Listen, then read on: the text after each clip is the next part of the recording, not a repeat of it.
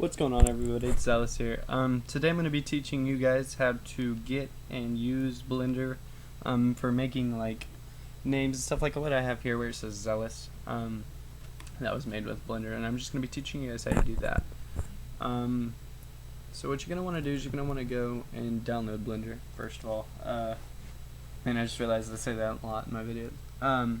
You're going to want to get Blender, so you're just going to click on the download link here, and you're going to download it for whatever you're using, Windows, Mac, and it even comes for Linux, which is really convenient because that's what I use.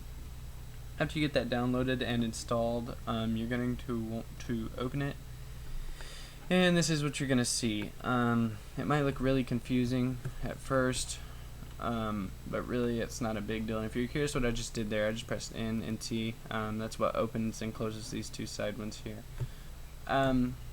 It's really not that bad for what we're using. We're only going to be using a few options, so but you can just learn as you go. So we're going to get rid of that with N, and then we're going to come here and just open that up. So we're going to be making a name here in 3D text. So you're going to want to get rid of this square right here. So what you want to do is press X. Oops. Make sure your mouse is on the little grid here we got. You're going to press X and then left click on delete. You then want to go over here to these tabs. You're going to want to click on create text. Okay, so then it's going to give you this, and that's not going to work because we need it up where we can see it. So you're going to press RX 90, and what that means is rotate on the x-axis 90 degrees. So then it's going to pick it up for you like that, and then we're going to need a little bit bigger, so we're just going to press X to scale and just click off that.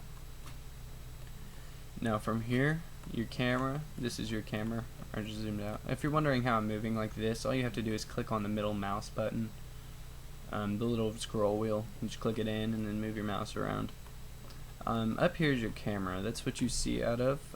If you don't have a number pad, then what you're going to want to do is you're going to want to go to File, User Preferences, and you're going to look on Input, and then come down here to Emulate Numpad. That's if you don't have one. If not, you'll be just fine. I'm just come here and mark that. But if you do have one, then great. So once you have this here, you're going to press 1, and that's going to give you the first angle view you have of it, and from here you're going to press Control, Alt, and 0, and that's going to move your camera to right there. So you can just move out of this here like that, and your camera's in view of the text now. So you have your text here. You can just, to select something, it's just a right click. And so let's say you want to put a certain font. You're just going to click on the little F up here, and you're going to come down here to your fonts, and you're just going to click on this folder. I have some saved on here, so all I have to do is click on my fonts, and then I can select one. We're going to use, let's see, what am I feeling? We're going to use Subspace.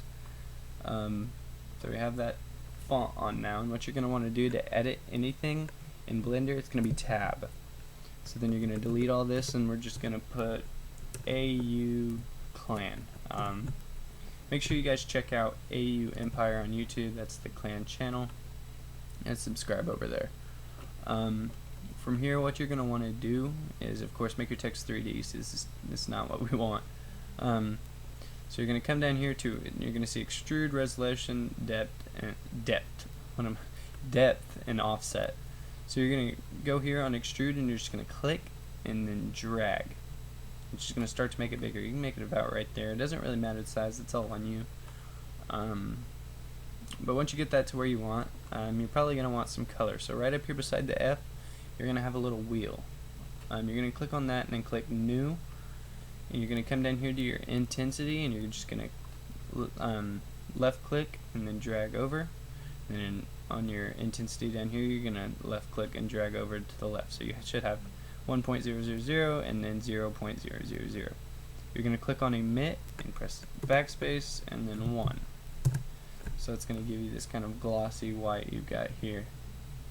And from here, you're going to want to just click on this. There's going to be under diffuse. There's going to be this white box, and then you can pick any color you want from here. I'm just going to go with a cool little purple, because why not?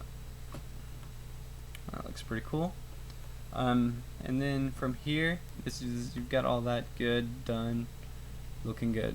Okay, so you're going to want to click on your globe right here, and you're going to come down and you're going to see ambient occlusion, environment lighting, and indirect lighting. So you're just going to check all three of those.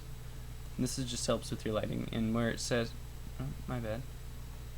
And after you check all three of these, then you're going to just click on approximate.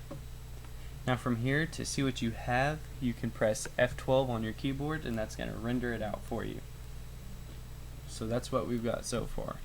Then you can just, to get out of this, you just press escape. And I forgot to do this, but you can just click on your text tool again, and you're going to want to add some depth.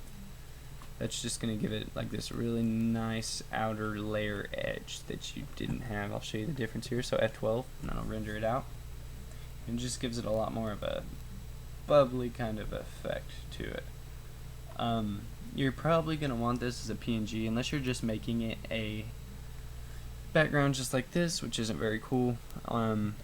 Take it into Photoshop or Pixlr if you don't have any software that you use.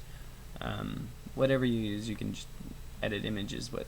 So to do that, you're going to render it out like this with F12, and then you're going to click on image, or my bad, give me a second here,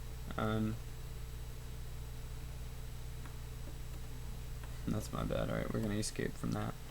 You're going to click on select, review, what am I doing?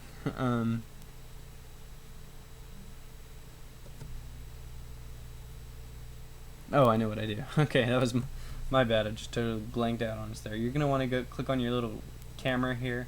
You're going to want to go to shading, and where it says sky, you're going to want to change that to transparent. So after that, you can just F12, show your render of what you've got. And then you've got this right here, and then all you have to do is go down to image, save as image, and then name it whatever you like. We'll just put video for sake being, and then save as image after you pick where you want it. We're just going to save it